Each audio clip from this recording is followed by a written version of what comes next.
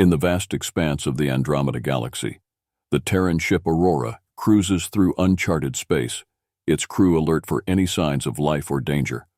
The bridge is a hub of activity, with Captain Jonathan Hayes at the helm, his sharp eyes scanning the viewscreen for any anomalies. Suddenly, a distress signal blares through the ship's communication systems. "Captain, we're picking up a distress signal from a nearby planet," announces Lieutenant Naomi Carter, the communications officer. Her voice is steady, but tinged with urgency. "Can you identify the source?" Captain Hayes asks, his brows furrowing in concern.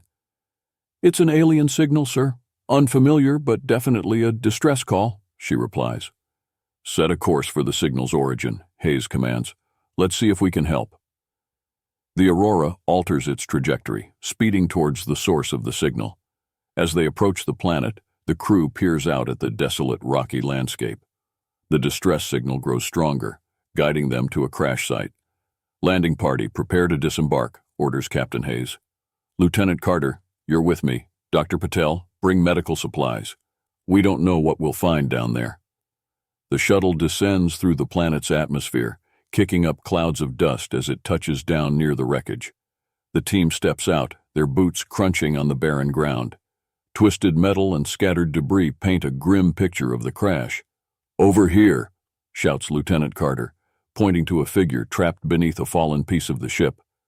They rush over to find a young alien girl, her delicate frame pinned by the wreckage. She has pale blue skin, shimmering like moonlight, and large, expressive eyes that dart around in fear and pain. "Easy now. We're here to help," Dr. Patel says soothingly as he examines her injuries. "Captain, we need to lift this debris carefully." With coordinated effort, the team frees the girl and gently lifts her onto a stretcher. Dr. Patel administers first aid, stabilizing her condition before they transport her back to the Aurora. As they lift off, the alien girl's eyes flutter open. She looks around, confused and wary, her gaze locking onto Captain Hayes. Who are you?" she whispers in a language that the ship's translator quickly deciphers. "We're humans from the Terran ship Aurora," Captain Hayes replies. "You're safe now, we'll take care of you." The girl seems to relax slightly, exhaustion overcoming her as she slips back into unconsciousness. The shuttle docks with the Aurora, and the medical team rushes her to the infirmary. Captain Hayes watches, a mixture of concern and curiosity on his face. "Let's find out who she is and what happened here," he says to his crew. "And let's be ready for anything." Lyra wakes up in the infirmary of the Aurora, disoriented and surrounded by unfamiliar faces. The sterile, high-tech environment contrasts sharply with the organic warmth of her homeworld. She struggles to sit up, but gentle hands guide her back down. "Easy there," says Dr. Patel with a reassuring smile. "You've been through a lot. Just rest for now." Lyra's eyes dart around the room, taking in the sight of humans for the first time. Their features are varied, some with dark skin, others pale, some with bright eyes, others more muted. She notes their expressions of concern and kindness, so different from the stoic reserve she's accustomed to. A tall figure steps forward, and Lyra recognizes him from the planet's surface. "I am Captain Jonathan Hayes," he introduces himself. "You're on the Terran ship Aurora. What's your name?" "Lyra," she replies softly, her voice trembling. I didn't think anyone would find me." "We're glad we did," Captain Hayes says. "You're safe here. Can you tell us what happened?" Lyra hesitates, her memories of the attack flooding back. "We were ambushed by the Dravka," she begins, her voice gaining strength. "They are a ruthless warrior race. My ship, we were on a diplomatic mission when they attacked." Captain Hayes exchanges a glance with his officers. "We're familiar with the Dravka. They're a menace to many civilizations," he says. "We'll do what we can to help you." As the days pass, Lyra becomes a reluctant guest on the Aurora. The crew goes out of their way to make her comfortable, bringing her food and engaging her in conversation. She learns their names: Naomi, the friendly communications officer, Sarah, the fiery corporal, and Mark, the ingenious engineer. Lyra is particularly intrigued by the humans' varied expressions and emotions. In her culture, showing strong feelings is considered undignified, but humans seem to wear their hearts on their sleeves. Their laughter, their concern, their camaraderie, All are foreign yet fascinating to her. One day, while exploring the ship, Lyra stumbles upon a group of crew members gathered in a recreational area. They are playing a game, laughing and teasing each other. Sarah and Mark are at the center of the group, their playful banter drawing smiles and laughter from those around them. "Come on, Mark, you can do better than that," Sarah teases, her eyes sparkling with mischief. Mark grins, his face lighting up. "Just you wait, Evans. I'll show you what I'm made of." Lyra watches, captivated by the scene. The way they interact, the ease of their friendship, and the underlying warmth in their teasing are all new to her. She realizes that these humans have a depth of connection she hadn't fully understood before. As days turn into weeks, Lyra starts to open up to her new friends, sharing stories of her home and her people. She finds herself laughing with them, feeling a sense of belonging she hadn't expected. The humans' genuine interest in her culture and their willingness to share their own fascinates her, bridging the gap between their worlds. The Iluran Council, led by Elder Aaron, listens intently as Captain Hayes explains the growing threat posed by the Dravka. Lyra stands beside him, her presence lending credibility to the humans' plea for an alliance. "We understand your reservations," Hayes says, his tone respectful yet firm. "But the Dravka are a threat to us all. Alone, we are vulnerable. Together, we stand a chance." Elder Aaron, a wise and venerable figure with a serene demeanor, considers the captain's words. "The Iluran have long valued peace above all else. But the Dravka have shown they respect neither diplomacy nor sanctuary. Perhaps it is time we reconsider our approach." Lyra steps forward, her voice steady. "Our survival depends on adapting to new realities. The humans have shown me a strength we can learn from. They are not just warriors. They are innovators, friends, and allies." After a tense silence, Elder Aaron nods. "Very well. We shall form an alliance with the humans. Together we will devise a plan to defend our world and push back the Dravka."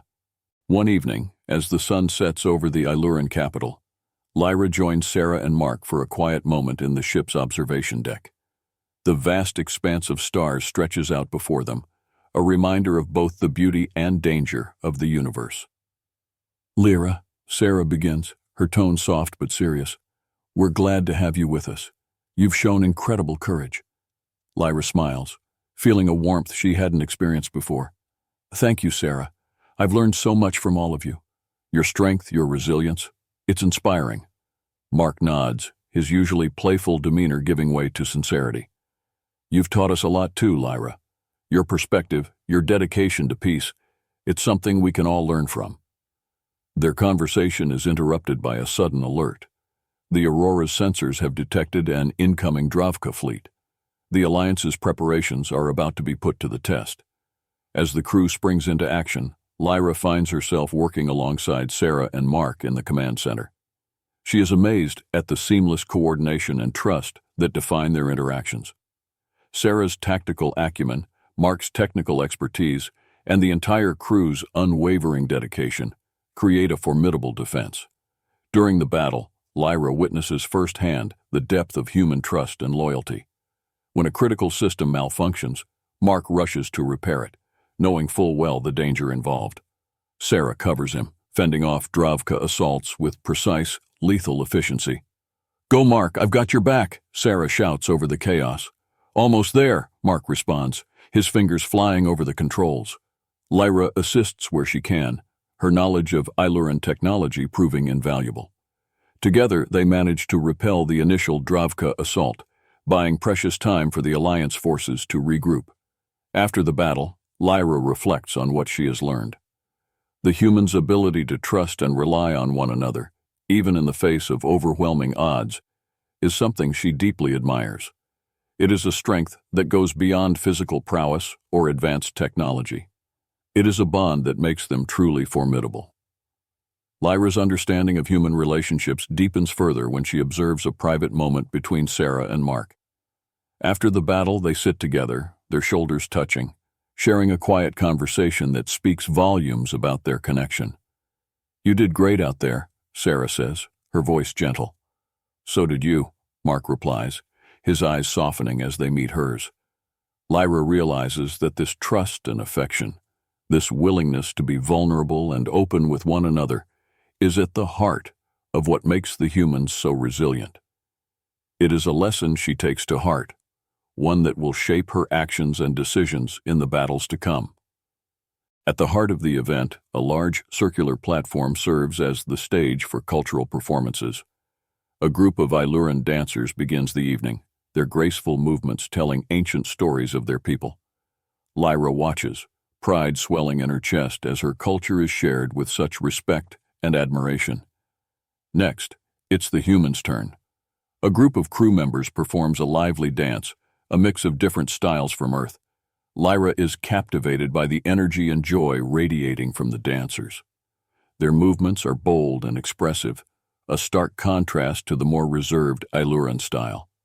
As the evening progresses, Lyra finds herself drawn into conversations with various crew members. She shares tales of her homeworld, describing the serene landscapes and the harmonious way her people live with nature. In return, she learns about the diversity of human cultures, each with its own unique traditions and histories. One conversation stands out. Lyra speaks with Lieutenant Naomi Carter, who tells her about the human concept of courtship. Naomi explains the different rituals and customs associated with romance, from simple gestures of affection to grand displays of love. Humans express their feelings openly, Naomi says, her eyes twinkling. We believe in showing our emotions, whether through words, actions, or even something as simple as a smile. Lyra nods, intrigued. In my culture, emotions are often kept private. It's seen as a sign of strength to remain composed. There's strength in vulnerability too, Naomi replies gently. Letting someone see your true self can create a bond that's incredibly powerful. This idea stays with Lyra as the event continues. She watches as Sarah and Mark dance together, their movements synchronized and filled with unspoken communication. There's a lightness to their steps, a joy that seems to come from a place of deep connection. Alarms blare throughout the Aurora as the crew scrambles to battle stations. Lyra, now more integrated with the team, joins Captain Hayes on the bridge. The tension is palpable, but the crew moves with a practiced efficiency that impresses her. Enemy ships approaching from the North Quadrant, reports Lieutenant Carter. They're deploying ground troops near the capital city. Prepare all fighters for launch, Captain Hayes orders. Sarah, Mark, you're leading the ground defense. Lyra, I need you to help coordinate with the Iluran forces. Lyra nods, her heart pounding. She has never experienced such direct combat, but the trust and confidence the humans have shown in her bolster her resolve. She quickly relays orders to the Iluran commanders, ensuring their forces are aligned with the human strategy. On the ground, Sarah and Mark lead a battalion of mixed human and Iluran soldiers. The Dravka are relentless, their advanced technology and brutal tactics pushing the defenders to their limits. Explosions rock the battlefield, and the air is thick with the sounds of warfare. Lyra monitors the battle from a command post, her eyes darting between screens displaying various parts of the conflict. She provides real-time intelligence, using her knowledge of Iluran terrain to give the Alliance forces an edge. Sarah, there's a weak point in their formation near the eastern ridge, she radios. If you can push through there, we can flank them. Got it, Lyra, Sarah responds. Mark, let's move. Under heavy fire, Sarah and Mark lead their troops through the weak point, breaking the Dravka lines and forcing them into a retreat. The tide of the battle begins to turn, but the cost is high. The battlefield is littered with the fallen, both human and Iluran.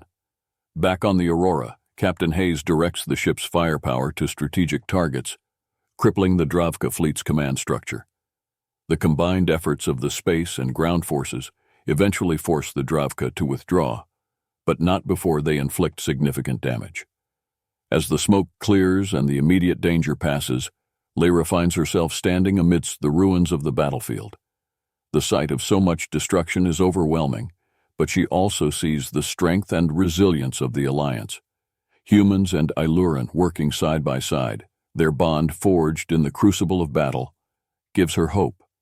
Lyra's respect for the humans deepens. Their willingness to fight not just for survival but for each other is something she now understands on a profound level.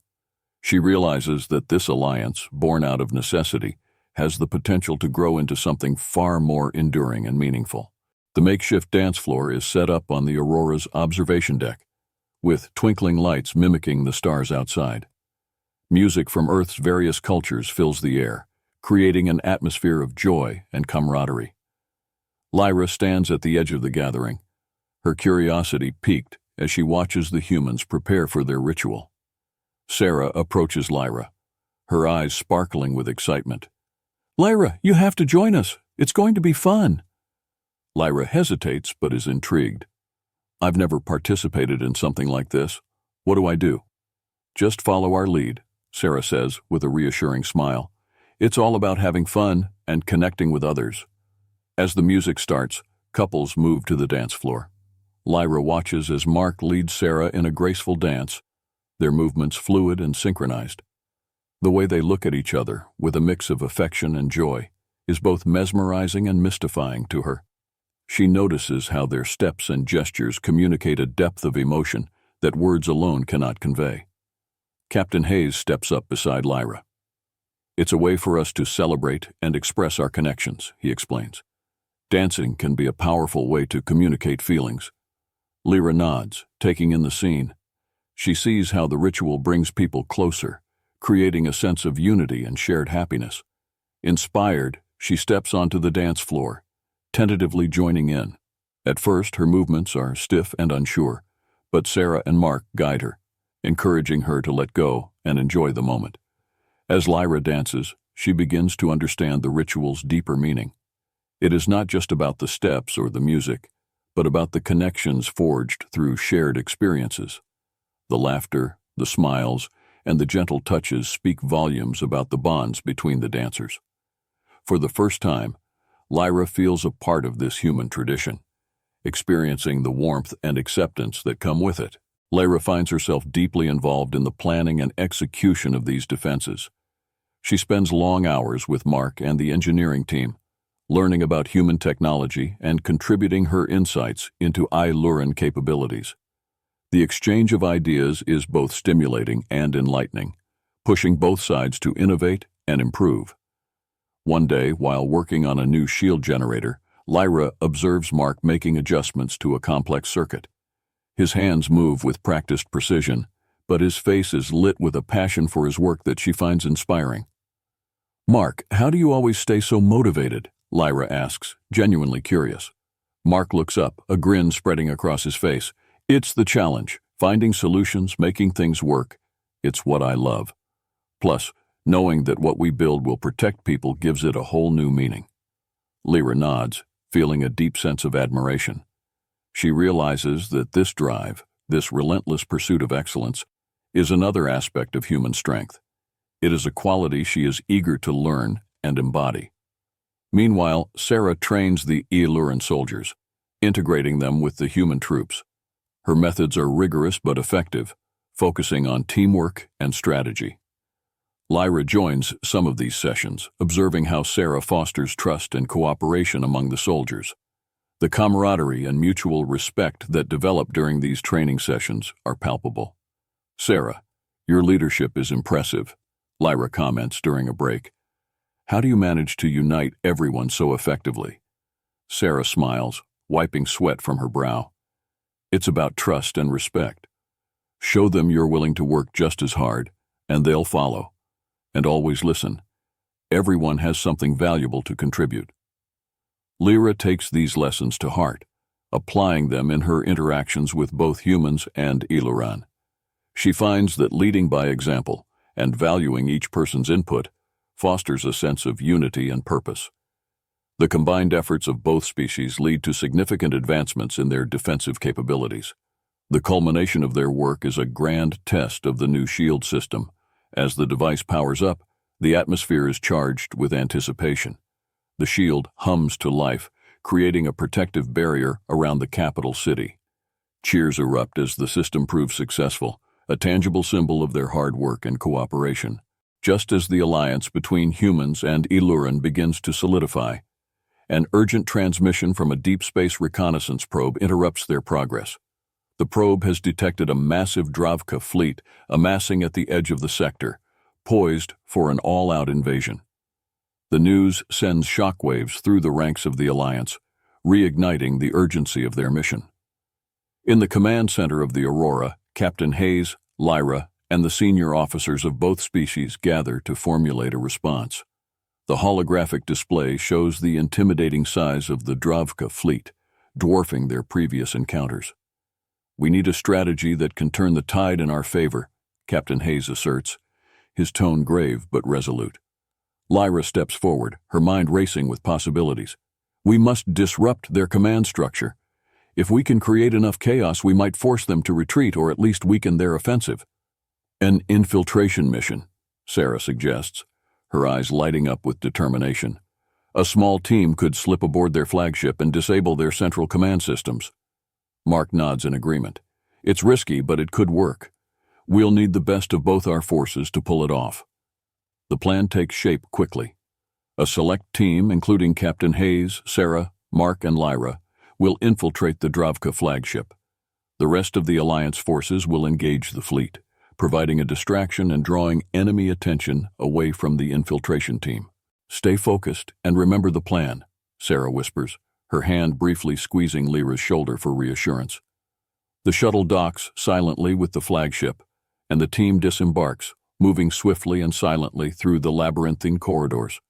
The air inside the Dravka ship is thick with an acrid metallic scent, and the dim lighting casts ominous shadows.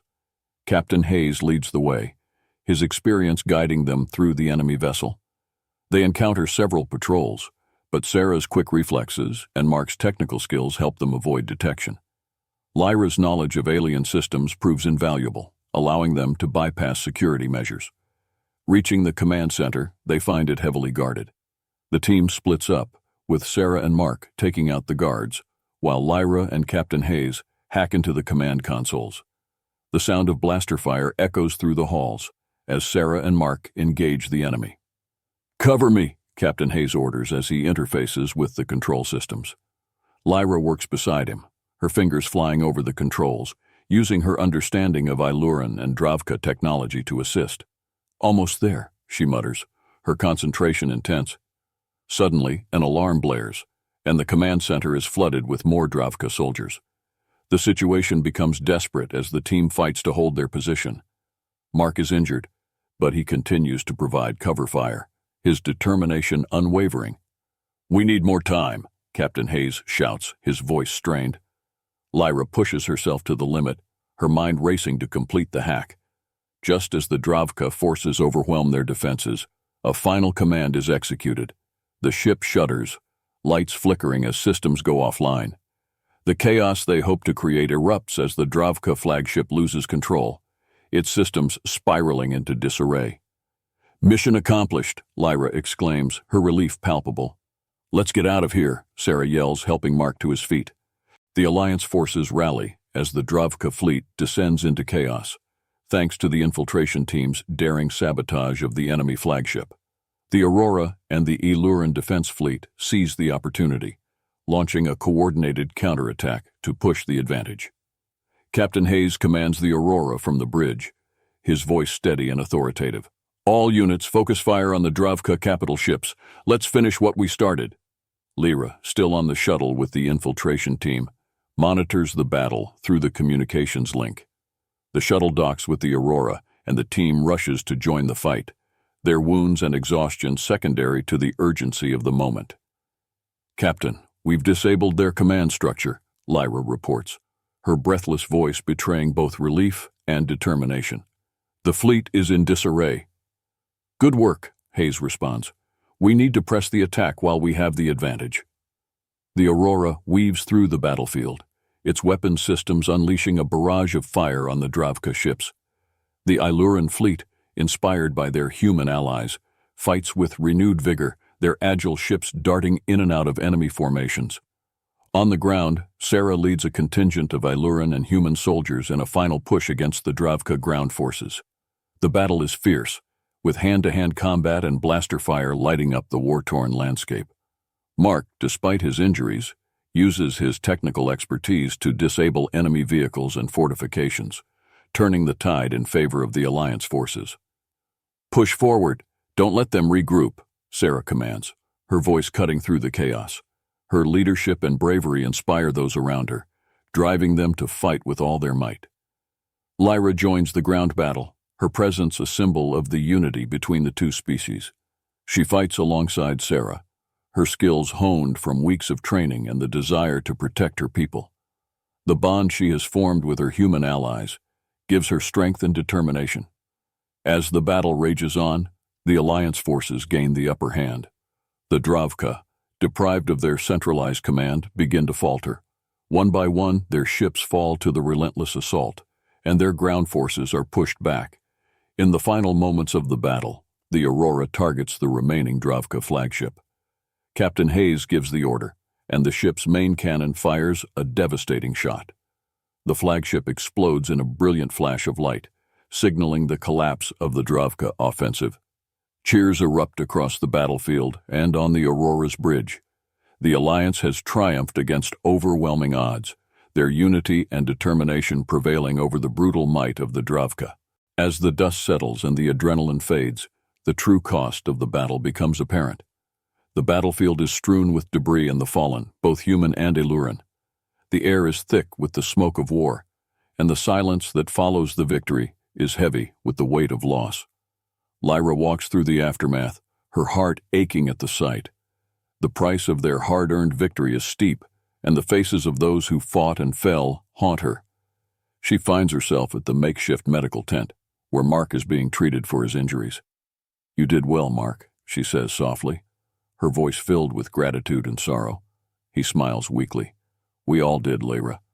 We made it through." Sarah joins them, her face streaked with dirt and sweat, but her eyes bright with determination. "We need to honor them, all of them. Their sacrifice made this victory possible." The Alliance holds a solemn ceremony to honor the fallen. Humans and Illuran stand side by side, paying their respects to those who gave their lives. Captain Hayes delivers a heartfelt speech, his words resonating with the grief and pride of all who listen. "We fought as one, and we prevailed as one.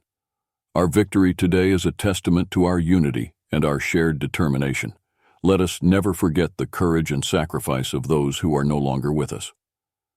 Lyra feels a deep connection to her human allies, their shared struggle forging an unbreakable bond. She realizes that the strength of the Alliance lies not just in their combined might, but in their willingness to stand together, to fight for each other, and to honor their shared losses. As they begin the arduous task of rebuilding, Lyra finds solace in the presence of her friends. Sarah and Mark, though battered and bruised, remain steadfast and hopeful. The bond they share, strengthened through adversity, gives Lyra hope for the future. Together, they oversee the reconstruction of the Illuran capital, working to restore what was lost and to build a stronger, more resilient society. The humans and Illuran, once strangers, now work side by side with a sense of camaraderie and mutual respect. Lyra takes on a leadership role, guiding her people through the process of healing and rebuilding. She draws on the lessons she has learned from her human allies, their strength and resilience inspiring her every step of the way. The Alliance establishes a joint council to oversee the rebuilding efforts and to plan future defenses. Representatives from both species meet regularly to discuss strategies, share resources, and address any emerging threats. Lyra is appointed as an ambassador, her unique perspective invaluable in bridging the cultural divide. During one of these council meetings, Lyra presents a bold proposal. "We need to strengthen our alliance further by sharing not just our technology and military strategies, but also our cultures and values. Understanding each other deeply will make our bond unbreakable." Her suggestion leads to the creation of exchange programs. Humans and Illuran begin to live and work on each other's worlds, immersing themselves in each other's ways of life. This initiative fosters greater understanding and mutual respect, as individuals learn to appreciate the strengths and beauty of each other's cultures. Lyra travels frequently between the Aurora and the Illuran homeworld, her dual role as a crew member and ambassador keeping her busy. She works closely with Captain Hayes and the other leaders, her insights helping to shape policies and initiatives that benefit both species. One evening, after a long day of meetings and planning, Lyra finds herself on the observation deck of the Aurora. She gazes out at the stars, feeling a sense of calm and fulfillment. Sarah joins her, and they share a quiet moment of reflection. "You've come a long way, Lyra," Sarah says, her voice warm with admiration. "You've helped build something truly remarkable." Lyra smiles, feeling a deep sense of gratitude. "I couldn't have done it without all of you. Your strength, your resilience, your openness. It's taught me so much." Mark joins them, his usual playful demeanor tempered by a sincere expression. "And you've taught us a lot too, Lyra, about your people, your culture, and the importance of peace." Lyra's role as an ambassador takes her to various worlds, where she shares the story of the human-Iluran alliance. Her speeches resonate with audiences, her passion and sincerity inspiring hope and unity. She highlights the importance of understanding and cooperation, emphasizing that true strength lies in unity. During one such mission, Lyra visits a planet inhabited by the Vikrul, a species known for their advanced technology but insular culture. The Vikrul leaders are initially skeptical, but Lyra's account of the Alliance's triumphs and her earnest appeal for collaboration slowly wins them over. "Together we can achieve far more than we ever could alone," Lyra concludes, her voice echoing in the Grand Hall. "The alliance between humans and Iluran has shown us the power of unity. Join us, and let's build a future where all our worlds can thrive." Back on the Aurora, the crew continues their mission of exploration and defense.